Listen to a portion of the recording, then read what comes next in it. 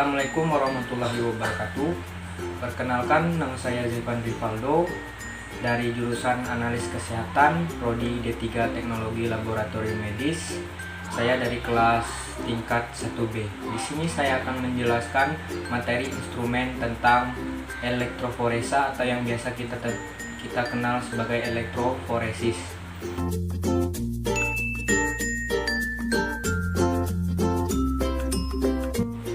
Pertama, yaitu saya akan menjelaskan mengenai pengertian dari elektroforesis.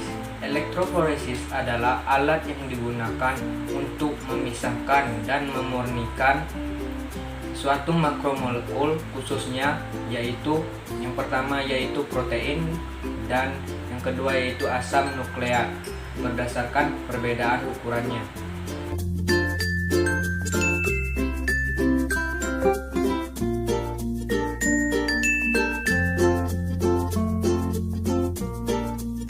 Kedua yaitu saya akan menjelaskan mengenai prinsip kerja atau metode kerja dari alat elektroforesis.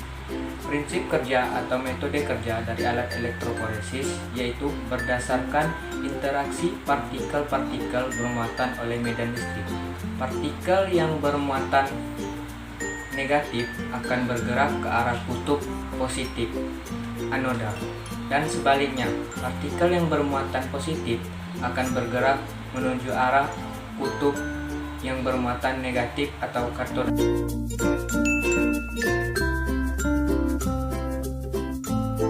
Yang ketiga yaitu saya akan menjelaskan mengenai jenis-jenis elektroforesis. Elektroforesis mempunyai dua jenis.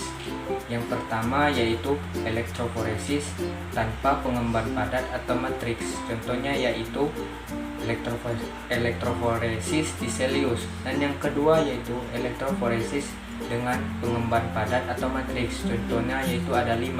Yang pertama yaitu elektroforesis zone, yang kedua yaitu elektroforesis kertas, yang ketiga yaitu elektroforesis tirai atau kontinu, yang keempat yaitu elektroforesis gel, dan yang kelima adalah elektroforesis kapiler. Saya akan menjelaskan yang pertama yaitu elektroforesis zone. Tujuan elektroforesis ini untuk uji kemurnian preparat, kemudian penentuan komponen dalam campuran, kemudian penentuan bobot molekul dan konformasi.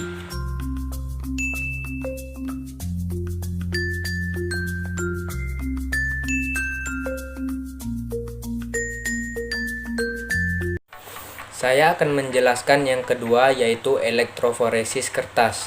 Ini adalah contoh gambarnya. Elektroforesis kertas adalah jenis elektroforesis yang menggunakan kertas sebagai fase diam dan larutan sebagai fase gerak, terutama terhadap ion-ion yang kompleks.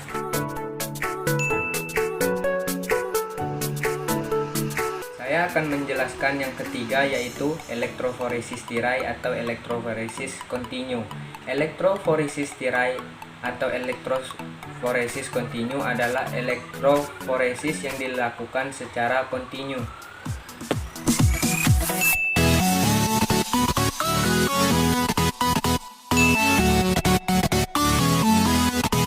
Saya akan menjelaskan yang keempat yaitu elektroforesis gel. Ini merupakan contoh gambar dari elektroforesis gel.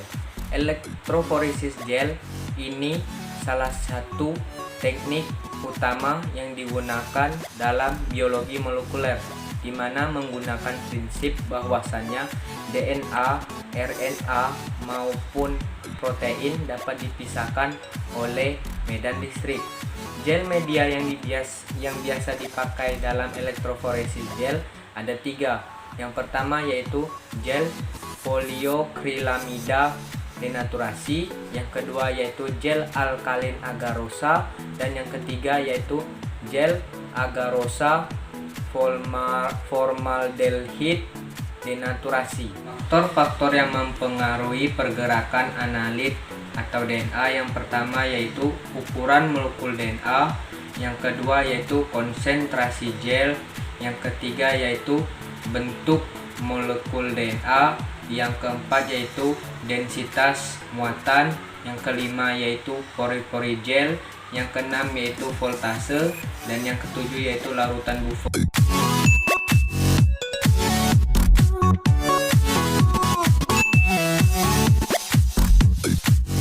Saya akan menjelaskan yang kelima yaitu elektroforesis kapiler. Ini merupakan contoh gambar elektroforesis kapiler.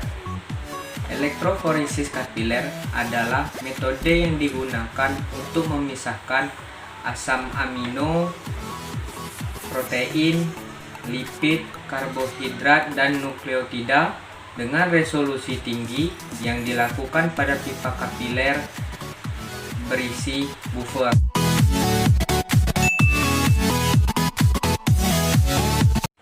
Yang keempat yaitu saya akan menjelaskan mengenai aplikasi lain dari elektroforesis. Yang pertama yaitu dalam bidang kepolisian. Dalam bidang kepolisian, elektroforesis biasa digunakan dalam pemeriksaan DNA. Yang kedua yaitu dalam bidang biologi molekuler. Dalam bidang biologi molekuler, biasanya elektroforesis digunakan untuk pemeriksaan DNA, plasmid, dan produk PCR. Yang ketiga yaitu memudahkan identifikasi protein pada sebuah DNA.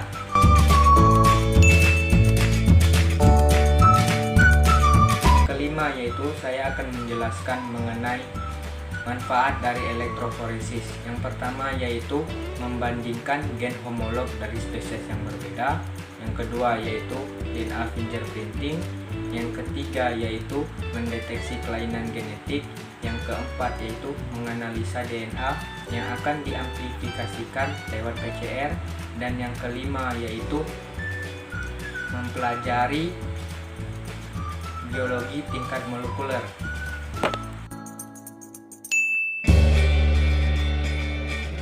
Yang keenam yaitu saya akan menjelaskan mengenai kelebihan dan kekurangan elektroforesis. Yang pertama yaitu kelebihan dari elektroforesis. Kelebihannya yaitu pemisahan elektroforesis cukup dengan menggunakan peralatan sederhana.